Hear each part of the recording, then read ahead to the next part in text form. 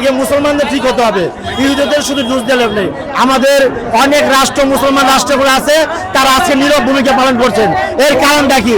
সেটার কারণটা হচ্ছে তাদের এই ইহুদিদেরকে তাদের সাপোর্ট দেওয়া। প্রধান উপদেষ্টা ডাক্তার ইউনূস সাহেব আছে, সে সারা বিশ্বে তার একটা সুনাম আছে।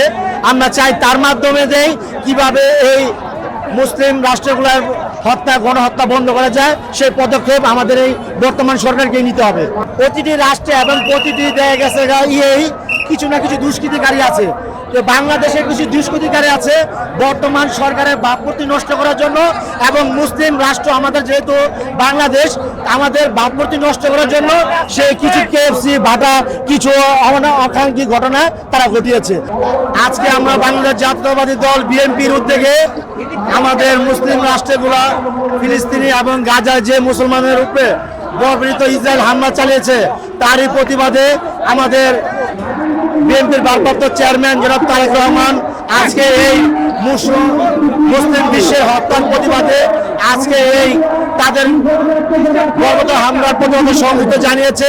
আমরা সেই ইহুদিদেরকে বলে দিতে চাই, আমাদের আর যদি একটি মুসলমান ভাইয়ের উপরে আঘাত আনা হয়, আমরা এর সশরীরে যে আল্লাহ পাক যদি আমাদের সত্য দেয়, আমরা সেখানে যুদ্ধ করতে যেতে আমরা প্রস্তুত আছি। ইনশাল্লাহ তাদেরকে আমরা দেখে নিব।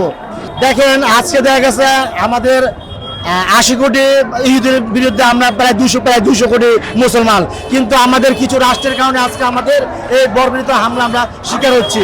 আমাদের আগে মুসলমানদের ঠিক হতে হবে, ইহুদিদের শুধু দোষ দিলে নেই। আমাদের অনেক রাষ্ট্র মুসলমান রাষ্ট্রগুলো আছে, তারা আজকে নীরব ভূমিকা পালন করছেন। এর কারণটা কি? সেটার কারণটা হচ্ছে তাদের এই ইহুদিদেরকে তাদের সাপোর্ট দেওয়া। আমরা চাই না আগামীতে আমরা এই সকল মুসলিম রাষ্ট্রগুলো আমরা একত্র হয়ে সেই ইসরায়েলের বিরুদ্ধে আমরা অগ্রসর হব, সেই আশা প্রত্যয় ভূমিকা। যেহেতু আমাদের বাংলাদেশের বর্তমান প্রধান উপদেষ্টা ডাক্তার ইউনূস সাহেব আছে, সে সারা বিশ্বে তার একটা সুনাম আছে। আমরা চাই তার মাধ্যমে দেই কিভাবে এই মুসলিম রাষ্ট্রগুলোর গণহত্যা বন্ধ করা যায়, সেই পদক্ষেপ আমাদের এই বর্তমান সরকারকে নিতে হবে। প্রতিটি রাষ্ট্রে এবং প্রতিটি দেখা গেছে কিছু না কিছু দুষ্কৃতিকারী আছে। তো বাংলাদেশে কিছু দুষ্কৃতিকারী আছে বর্তমান সরকারের ভাবমূর্তি নষ্ট করার জন্য, এবং মুসলিম রাষ্ট্র আমাদের যেহেতু বাংলাদেশ, আমাদের ভাবমূর্তি নষ্ট করার জন্য সেই কিছু কেএফসি ভাটা কিছু অনাকাঙ্ক্ষী ঘটনা তারা ঘটিয়েছে।